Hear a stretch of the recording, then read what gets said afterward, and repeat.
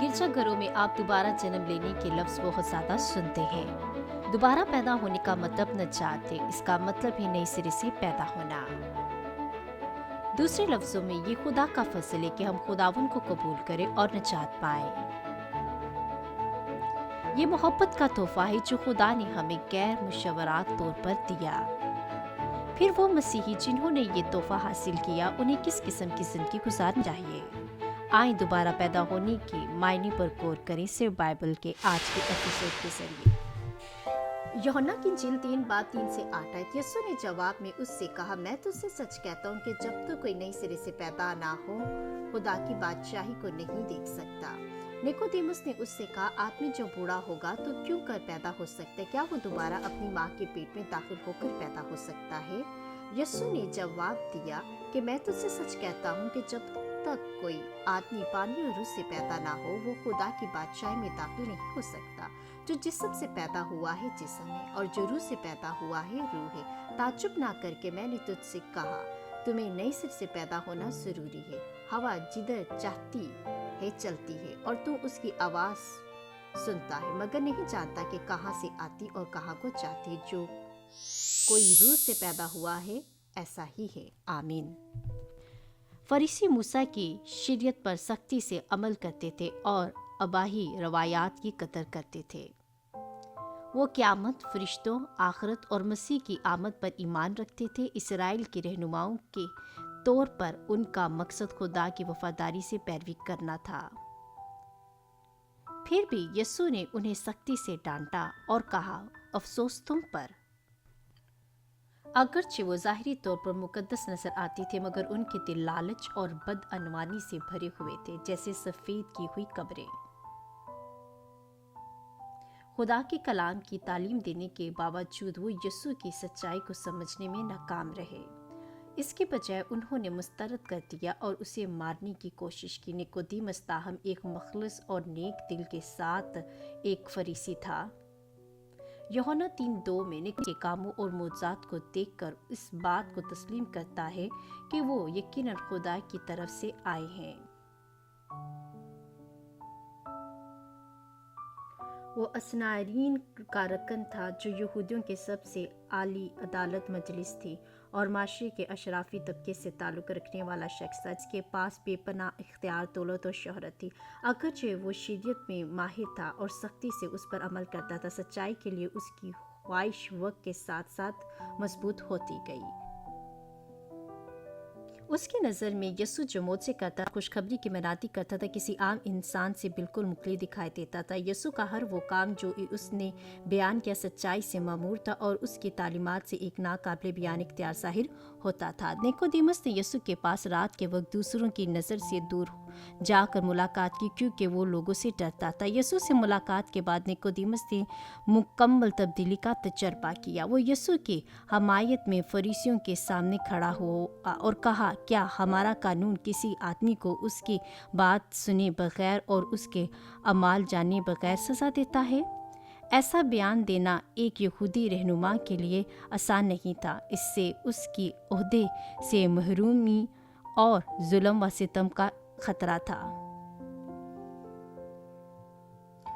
लेकिन उसकी दफ़ी तकरीर ने यीशु पर उसके इखलासी यकीन और पुख्ता ईमान की गहराई ज़ाहिर की। यूहन्ना की इंजील उसका 19 उसकी 39 से 40 में जब यीशु को मसलूब किया गया और मारा गया, निकोदेमुस उससे दफन करने के लिए मुर और अलकाब मरकब लाया। निकोदेमुस ने यीशु से मुलाकात की और एहतराम के साथ इकरार किया, रब्बी, हम जानते हैं कि आप खुदा की तरफ से आए हुए उस्ताद हैं, क्योंकि जो आप कर रहे हो कोई नहीं कर सकता, क्योंकि खुदा आपके साथ है। उसने यीशु को मौजज़े करते हुए देखा, मुर्दों को जिंदा करना, अंधों की आंखें खोलना, गूंगों को बोलने के काबिल बनाना और माजूरों को चलने के काबिल बनाना। ये सब हैरत अंगेज काम ऐसे थे जो कोई इंसान नहीं कर सकता था। उसके अच्छे ज़मीर ने उसे यकीन दिलाया कि यीशु आसमान से आया है।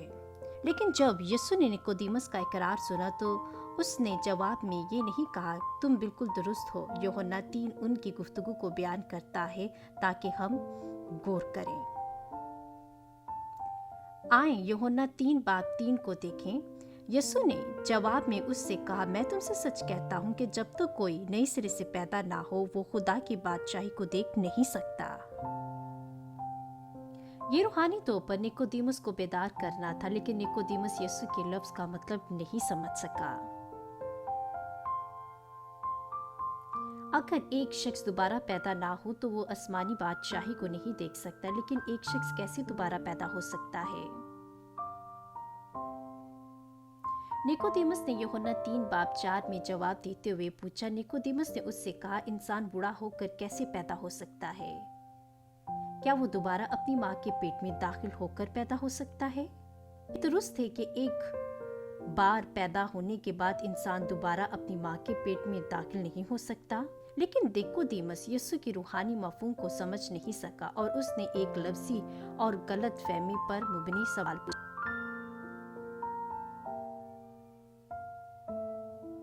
जवाब में यीशु ने यूहन्ना 3:5-7 में वजाहत की। यीशु ने जवाब दिया कि मैं तुझसे सच कहता हूँ कि जब तक कोई आदमी पानी और रूह से पैदा ना हो वो खुदा की बादशाही में दाखिल नहीं हो सकता। जो जिस्म से पैदा हुआ है जिस्म है, और जो रूह से पैदा हुआ है रूह है। ताज्जुब ना करके मैंने तुझसे कहा, तुम्हें नए सिरे से पैदा होना जरूरी है। यीशु ने तालीम दी कि खुदा की बादशाही में दाखिल होने के लिए जरूरी है कि इंसान पानी और रूह से दोबारा पैदा हो।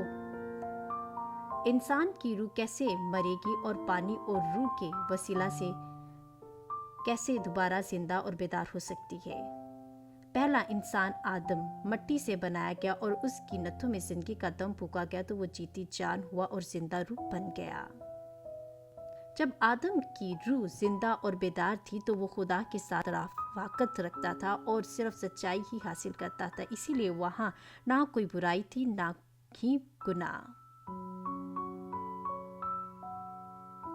लेकिन जब आदम ने खुदा के हुक्म की नाफरमानी की और नेकी की पहचान के इल्म के दरख्त में से खाया तो गुनाह की मजदूरी मौत है कि कानून के मुताबिक उसकी रूह मर गई यानी बुझ गई। उसने खुदा की रफ़ाकत खो दी और जिस्मानी इंसान बन गया।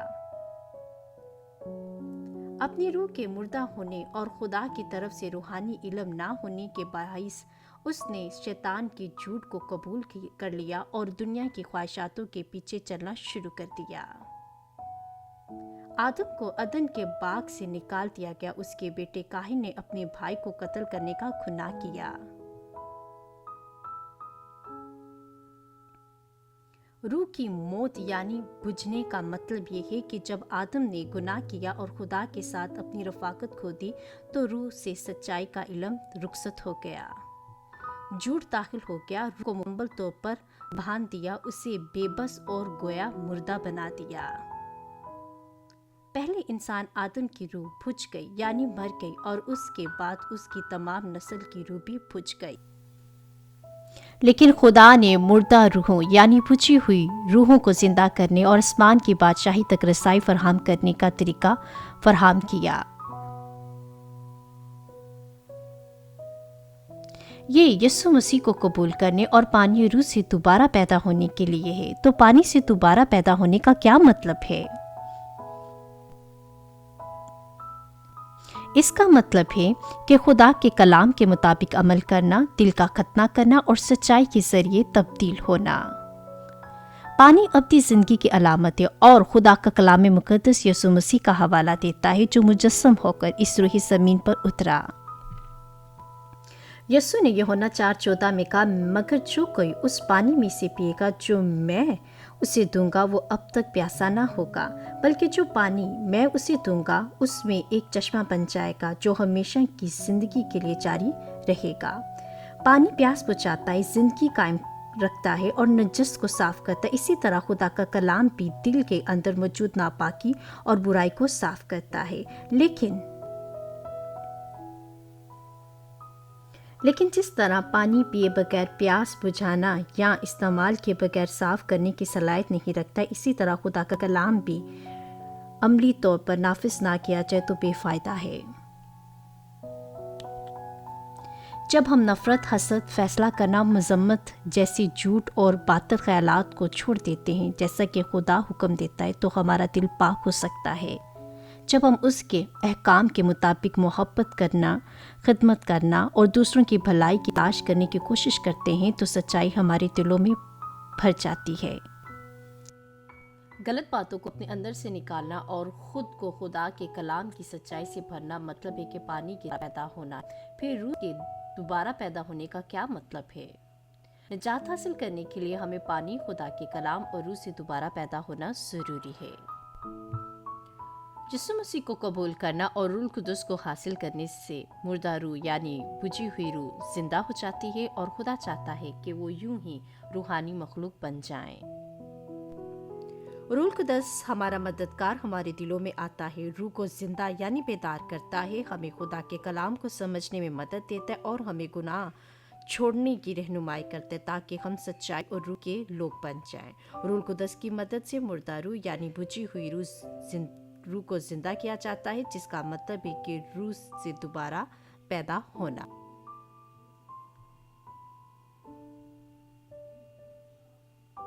इफ्सी 2:8 बयान करती है, क्योंकि तुमको ईमान के वसीला से फजल ही से निजात मिली है और ये तुम्हारी तरफ से नहीं, खुदा की बख्शिश है। इसका मतलब यह है कि पानी और रूह से नए सिरे से पैदा होना और अबदी जिंदगी हासिल करना खुदा बाप, बेटे और रूह कुदस की मोहब्बत से दिए गए तोहफे हैं।